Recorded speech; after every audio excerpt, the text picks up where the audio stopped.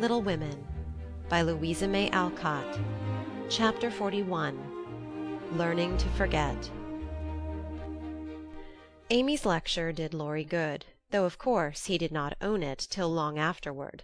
Men seldom do, for when women are the advisers, the lords of creation don't take the advice till they have persuaded themselves it is just what they intended to do. Then they act upon it, and if it succeeds, they give the weaker vessel half the credit of it. If it fails, they generously give her the whole. Laurie went back to his grandfather, and was so dutifully devoted for several weeks that the old gentleman declared the climate of Nice had improved him wonderfully, and he had better try it again. There was nothing the young gentleman would have liked better, but elephants could not have dragged him back after the scolding he had received. Pride forbid, and whenever the longing grew very strong, he fortified his resolution by repeating the words that had made the deepest impression. "I despise you. Go and do something splendid that will make her love you." Laurie turned the matter over in his mind so often that he soon brought himself to confess that he had been selfish and lazy. But then when a man has a great sorrow, he should be indulged in all sorts of vagaries till he has lived it down. He felt that his blighted affections were quite dead now, and though he should never cease to be a faithful mourner, there was no occasion to wear his weeds ostentatiously. Jo wouldn't love him, but he might make her respect and admire him by doing something which should prove that a girl's "no" had not spoiled his life. He had always meant to do something, and Amy's advice was quite unnecessary. He had only been waiting till the aforesaid blighted affections were decently interred. That being done, he felt that he was ready to hide his stricken heart and still toil on. As Goethe, when he had a joy or a grief, put it into a song, so Laurie resolved to embalm his love-sorrow in music, and to compose a requiem which should harrow up Jo's soul and melt the heart of every hearer. Therefore, the next time the old gentleman found him getting restless and moody and ordered him off, he went to Vienna, where he had musical friends, and fell to work with the firm determination to distinguish himself. But whether the sorrow was too vast to be embodied in music, or music too ethereal to uplift a mortal woe, he soon discovered that the requiem was beyond him just at present. It was evident that his mind was not in working order yet, and his ideas needed clarifying, for often in the middle of a plaintive strain he would find himself humming a dancing tune that vividly recalled the Christmas ball at Nice, especially the stout Frenchman, and put an effectual stop to tragic composition for the time being. Then he tried an opera, for nothing seemed impossible in the beginning. But here again unforeseen difficulties beset him. He wanted Jo for his heroine, and called upon his memory to supply him with tender recollections and romantic visions of his love. But memory turned traitor, and, as if possessed by the perverse spirit of the girl, would only recall Jo's oddities, faults, and freaks, would only show her in the most unsentimental aspects, beating mats with her head tied up in a bandana, barricading herself with the sofa-pillow, or throwing cold water over his passion a la Gummidge, and an irresistible laugh spoiled the pensive picture he was endeavouring to paint. Jo wouldn't be put into the opera at any price, and he had to give her up with a "bless that girl, what a torment she is," and a clutch at his hair, as became a distracted composer. When he looked about him for another and less intractable damsel to immortalize in melody, memory produced one with the most obliging readiness. This phantom wore many faces, but it always had golden hair, was enveloped in a diaphanous cloud, and floated airily before his mind's eye in a pleasing chaos of roses, peacocks, white ponies, and blue ribbons. He did not give the complacent wraith any name, but he took her for his heroine and grew quite fond of her, as well he might, for he gifted her with every gift and grace under the sun, and escorted her unscathed through trials which would have annihilated any mortal woman. Thanks to this inspiration, he got on swimmingly for a time, but gradually the work lost its charm, and he forgot to compose, while he sat musing, pen in hand, or roamed about the gay city to get some new ideas and refresh his mind, which seemed to be in a somewhat unsettled state that winter. He did not do much, but he thought a great deal, and was conscious of a change of some sort going on in spite of himself. It's genius simmering, perhaps. I'll let it simmer and see what comes of it," he said, with a secret suspicion all the while that it wasn't genius, but something far more common. Whatever it was, it simmered to some purpose, for he grew more and more discontented with his desultory life, began to long for some real and earnest work to go at, soul and body, and finally came to the wise conclusion that everyone who loved music was not a composer. Returning from one of Mozart's grand operas, splendidly performed at the Royal Theatre, he looked over his own, played a few of the best parts, sat staring at the busts of Mendelssohn, Beethoven and Bach, who stared benignly back again. Then suddenly he tore up his music-sheets one by one, and as the last fluttered out of his hand, he said soberly to himself, "She's right. Talent isn't genius, and you can't make it so. That music has taken the vanity out of me as Rome took it out of her, and I won't be a humbug any longer. Now what shall I do?" That seemed a hard question to answer, and Laurie began to wish he had to work for his daily bread. Now if ever occurred an eligible opportunity for going to the devil, as he once forcibly expressed it, for he had plenty of money and nothing to do, and Satan is proverbially fond of providing employment for full and idle hands. The poor fellow had temptations enough from without and from within, but he withstood them pretty well, for much as he valued liberty, he valued good faith and confidence more, so his promise to his grandfather, and his desire to be able to look honestly into the eyes of the women who loved him and say "all's well," kept him safe and steady. Very likely some Mrs. Grundy will observe, "I don't believe it. Boys will be boys, young men must sow their wild oats, and women must not expect miracles." I dare say you don't, Mrs. Grundy, but it's true nevertheless. Women work a good many miracles, and I have a persuasion that they may perform even that of raising the standard of manhood by refusing to echo such sayings. Let the boys be boys, the longer the better, and let the young men sow their wild oats if they must. But mothers, sisters, and friends may help to make the crop a small one, and keep many tares from spoiling the harvest, by believing, and showing that they believe, in the possibility of loyalty to the virtues which make men manliest in good women's eyes. If it is a feminine delusion, leave us to enjoy it while we may, for without it half the beauty and the romance of life is lost, and sorrowful forebodings would embitter all our hopes of the brave, tender-hearted little lads, who still love their mothers better than themselves, and are not ashamed to own it.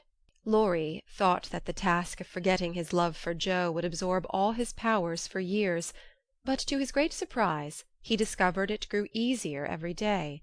He refused to believe it at first, got angry with himself, and couldn't understand it, but these hearts of ours are curious and contrary things, and time and nature work their will in spite of us. Laurie's heart wouldn't ache. The wound persisted in healing with a rapidity that astounded him, and instead of trying to forget, he found himself trying to remember. He had not foreseen this turn of affairs, and was not prepared for it. He was disgusted with himself, surprised at his own fickleness, and full of a queer mixture of disappointment and relief that he could recover from such a tremendous blow so soon. He carefully stirred up the embers of his lost love, but they refused to burst into a blaze. There was only a comfortable glow that warmed and did him good without putting him into a fever, and he was reluctantly obliged to confess that the boyish passion was slowly subsiding into a more tranquil sentiment, very tender, a little sad and resentful still, but that was sure to pass away in time, leaving a brotherly affection which would last unbroken to the end. As the word brotherly passed through his mind in one of his reveries, he smiled and glanced up at the picture of Mozart that was before him. "Well, he was a great man, and when he couldn't have one sister he took the other and was happy." Laurie did not utter the words, but he thought them, and the next instant kissed the little old ring, saying to himself, "No, I won't. I haven't forgotten. I never can. I'll try again, and if that fails, why then—" Leaving his sentence unfinished, he seized pen and paper and wrote to Joe, telling her that he could not settle to anything while there was the least hope of her changing her mind. Couldn't she, wouldn't she, and let him come home and be happy? While waiting for an answer he did nothing, but he did it energetically, for he was in a fever of impatience. It came at last, and settled his mind effectually on one point, for Joe decidedly couldn't and wouldn't. She was wrapped up in Beth, and never wished to hear the word love again. Then she begged him to be happy with somebody else, but always keep a little corner of his heart for his loving sister Joe. In a postscript she desired him not to tell Amy that Beth was worse. She was coming home in the spring, and there was no need of saddening the remainder of her stay. That would be time enough, please God, but Laurie must write to her often, and not let her feel lonely, homesick, or anxious. So I will at once. Poor little girl. It will be a sad going home for her, I'm afraid.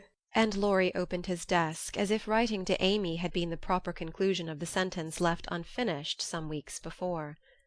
But he did not write the letter that day, for as he rummaged out his best paper he came across something which changed his purpose. Tumbling about in one part of the desk among bills, passports, and business documents of various kinds were several of Joe's letters, and in another compartment were 3 notes from Amy, carefully tied up with one of her blue ribbons, and sweetly suggestive of the little dead roses put away inside. With a half-repentant, half-amused expression, Laurie gathered up all Joe's letters, smoothed, folded, and put them neatly into a small drawer of the desk, and stood a minute turning the ring thoughtfully on his finger, then slowly drew it off, laid it with the letters, locked the drawer, and went out to hear high mass at St. Stephen's, feeling as if there had been a funeral, and though not overwhelmed with affliction, this seemed a more proper way to spend the rest of the day than in writing letters to charming young ladies. The letter went very soon, however, and was promptly answered, for Amy was homesick, and confessed it in the most delightfully confiding manner. The correspondence flourished famously, and letters flew to and fro with unfailing regularity all through the early spring. Laurie sold his busts, made allumettes of his opera, and went back to Paris, hoping somebody would arrive before long. He wanted desperately to go to Nice, but would not till he was asked, and Amy would not ask for him, for just then she was having little experiences of her own, which made her rather wish to avoid the quizzical eyes of "our boy." Fred Vaughan had returned, and put the question to which she had once decided to answer. Yes, thank you. But now she said, No, thank you. kindly but steadily, for when the time came her courage failed her, and she found that something more than money and position was needed to satisfy the new longing that filled her heart, so full of tender hopes and fears. The words, Fred is a good fellow, but not at all the man I fancied you would ever like. and Laurie's face when he uttered them, kept returning to her as pertinaciously as her own did when she said in look, if not words, I shall marry for money. It troubled her to remember that now. She wished she could take it back. It sounded so unwomanly. She didn't want Laurie to think her a heartless, worldly creature. She didn't care to be a queen of society now half so much as she did to be a lovable woman. She was so glad he didn't hate her for the dreadful things she said, but took them so beautifully and was kinder than ever. His letters were such a comfort, for the home letters were very irregular and not half so satisfactory as his when they did come. It was not only a pleasure, but a duty to answer them, for the poor fellow was forlorn and needed petting, since Joe persisted in being stony-hearted. She ought to have made an effort and tried to love him. It couldn't be very hard. Many people would be proud and glad to have such a dear boy care for them.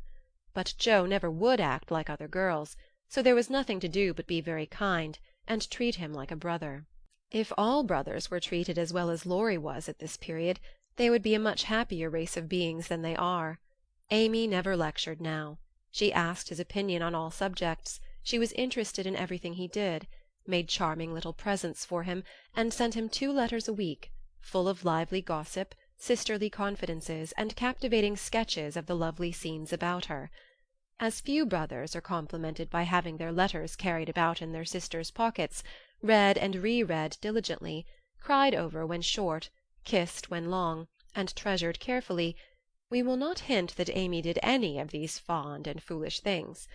But she certainly did grow a little pale and pensive that spring, lost much of her relish for society, and went out sketching alone a good deal. She never had much to show when she came home, but was studying nature, I dare say, while she sat for hours, with her hands folded on the terrace at Valrosa, or absently sketched any fancy that occurred to her: a stalwart knight carved on a tomb, a young man asleep in the grass with his hat over his eyes, or a curly-haired girl in gorgeous array promenading down a ballroom on the arm of a tall gentleman, both faces being left a blur according to the last fashion in art, which was safe but not altogether satisfactory. Her aunt thought that she regretted her answer to Fred, and finding denials useless and explanations impossible, Amy left her to think what she liked, taking care that Laurie should know that Fred had gone to Egypt. That was all, but he understood it and looked relieved, and said to himself with a venerable air, I was sure she would think better of it. Poor old fellow, I've been through it all, and I can sympathize. With that he heaved a great sigh, and then, as if he had discharged his duty to the past, put up his feet on the sofa and enjoyed Amy's letter luxuriously. While these changes were going on abroad, trouble had come at home. But the letter telling that Beth was failing never reached Amy, and when the next found her at Vevey, for the heat had driven them from Nice in May, and they had travelled slowly to Switzerland by way of Genoa and the Italian lakes, she bore it very well, and quietly submitted to the family decree that she should not shorten her visit, for since it was too late to say good-bye to Beth, she had better stay, and let absence soften her sorrow. But her heart was very heavy, she longed to be at home, and every day looked wistfully across the lake, waiting for Laurie to come and comfort her. He did come very soon, for the same mail brought letters to them both, but he was in Germany, and it took some days to reach him. The moment he read it he packed his knapsack, bade adieu to his fellow pedestrians, and was off to keep his promise, with a heart full of joy and sorrow, hope and suspense. He knew Vevey well, and as soon as the boat touched the little quay, he hurried along the shore to La Tour, where the Carrolls were living en pension. The garçon was in despair that the whole family had gone to take a promenade on the lake, but no, the blonde mademoiselle might be in the chateau garden. If monsieur would give himself the pain of sitting down, a flash of time should present her. But monsieur could not even wait for a flash of time, and in the middle of that speech departed to find mademoiselle himself. A pleasant old garden on the borders of the lovely lake, with chestnuts rustling overhead, ivy climbing everywhere, and the black shadow of the tower falling far across the sunny water. At one corner of the wide low wall was a seat, and here Amy often came to read or work, or console herself with all the beauty about her. She was sitting here that day, leaning her head on her hand, with a homesick heart and heavy eyes, thinking of Beth, and wondering why Laurie did not come. She did not hear him cross the courtyard beyond, nor see him pause in the archway that led from the subterranean path into the garden. He stood a minute looking at her with new eyes, seeing what no one had ever seen before, the tender side of Amy's character. Everything about her mutely suggested love and sorrow, the blotted letters in her lap, the black ribbon that tied up her hair, the womanly pain and patience in her face. Even the little ebony cross at her throat seemed pathetic to Laurie, for he had given it to her, and she wore it as her only ornament. If he had any doubts about the reception she would give him, they were set at rest the minute she looked up and saw him, for dropping everything she ran to him, exclaiming in a tone of unmistakable love and longing, "Oh, Laurie, Laurie, I knew you'd come to me." I think everything was said and settled then, for as they stood together quite silent for a moment, with the dark head bent down protectingly over the light one, Amy felt that no one could comfort and sustain her so well as Laurie, and Laurie decided that Amy was the only woman in the world who could fill Joe's place and make him happy. He did not tell her so, but she was not disappointed, for both felt the truth and were satisfied, and gladly left the rest to silence. In a minute Amy went back to her place, and while she dried her tears, Laurie gathered up the scattered papers, finding in the sight of sundry well-worn letters and suggestive sketches good omens for the future. As he sat down beside her, Amy felt shy again, and turned rosy red at the recollection of her impulsive greeting. "I couldn't help it. I felt so lonely and sad and was so very glad to see you. It was such a surprise to look up and find you, just as I was beginning to fear you wouldn't come," she said, trying in vain to speak quite naturally. I came the minute I heard. I wish I could say something to comfort you for the loss of dear little Beth, but I can only feel. And He could not get any further, for he too turned bashful all of a sudden, and did not quite know what to say. He longed to lay Amy's head down on his shoulder and tell her to have a good cry, but he did not dare, so took her hand instead and gave it a sympathetic squeeze that was better than words. "You needn't say anything. This comforts me," she said softly. "Beth is well and happy, and I mustn't wish her back. But I dread going home, much as I long to see them all. We won't talk about it now, for it makes me cry, and I want to enjoy you while you stay. You needn't go right back, need you?" Not if you want me, dear. "I do. So much. Aunt and Flo are very kind, but you seem like one of the family, and it would be so comfortable to have you for a little while." Amy spoke and looked so like a homesick child whose heart was full that Laurie forgot his bashfulness all at once, and gave her just what she wanted, the petting she was used to, and the cheerful conversation she needed. Poor little soul, you look as if you'd grieved yourself half sick. I'm going to take care of you, so don't cry any more, but come and walk about with me. The wind is too chilly for you to sit still, he said, in the half-caressing, half-commanding way that Amy liked, as he tied on her hat, drew her arm through his, and began to pace up and down the sunny walk under the new-leaved chestnuts. He felt more at ease upon his legs, and Amy found it pleasant to have a strong arm to lean upon, a familiar face to smile at her, and a kind voice to talk delightfully for her alone. The quaint old garden had sheltered many pairs of lovers, and seemed expressly made for them, so sunny and secluded was it, with nothing but the tower to overlook them, and the wide lake to carry away the echo of their words as it rippled by below. For an hour this new pair walked and talked, or rested on the wall, enjoying the sweet influences which gave such a charm to time and place, and when an unromantic dinner-bell warned them away, Amy felt as if she left her burden of loneliness and sorrow behind her in the chateau garden. The moment Mrs. Carroll saw the girl's altered face, she was illuminated with a new idea, and exclaimed to herself, "Now I understand it all. The child has been pining for young Lawrence. Bless my heart, I never thought of such a thing." With praiseworthy discretion the good old lady said nothing, and betrayed no sign of enlightenment, but cordially urged Laurie to stay, and begged Amy to enjoy his society, for it would do her more good than so much solitude.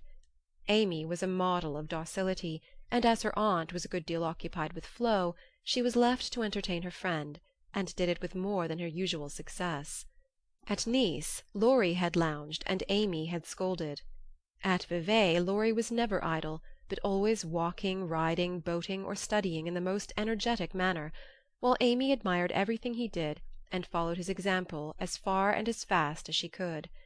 He said the change was owing to the climate, and she did not contradict him, being glad of a like excuse for her own recovered health and spirits.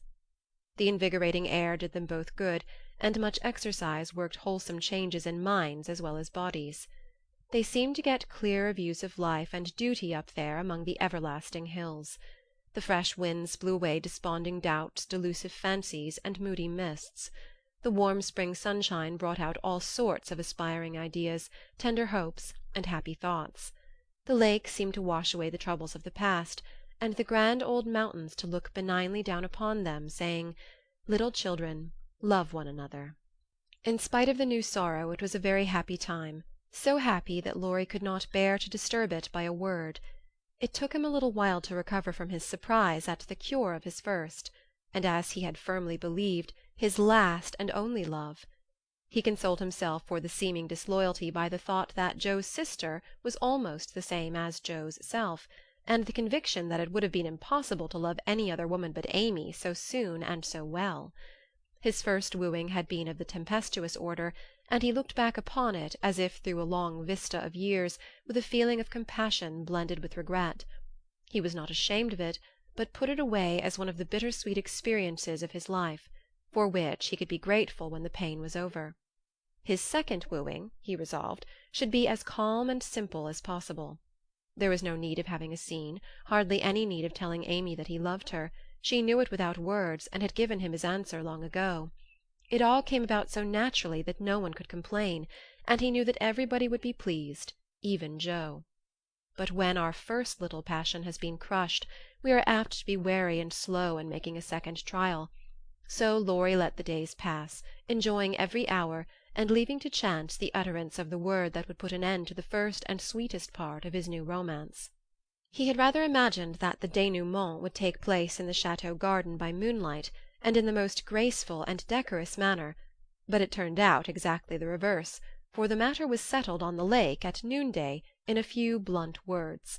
They had been floating about all the morning, from gloomy St. Gingolph to sunny Montreux, with the Alps of Savoy on one side, Mont Saint Bernard and the Dent du Midi on the other, pretty Vevey in the valley, and Lausanne upon the hill beyond, a cloudless blue sky overhead, and the bluer lake below, dotted with the picturesque boats that look like white-winged gulls. They had been talking of Bonnivar as they glided past Chillon, and of Rousseau as they looked up at Clarens, where he wrote his Eloise. Neither had read it, but they knew it was a love story, and each privately wondered if it was half as interesting as their own. Amy had been dabbling her hand in the water during the little pause that fell between them, and when she looked up, Laurie was leaning on his oars with an expression in his eyes that made her say hastily, merely for the sake of saying something, "You must be tired. Rest a little and let me row. It will do me good, for since you came I have been altogether lazy and luxurious." I'm not tired, but you may take an oar if you like. There's room enough, though I have to sit nearly in the middle, else the boat won't trim," returned Laurie, as he rather liked the arrangement.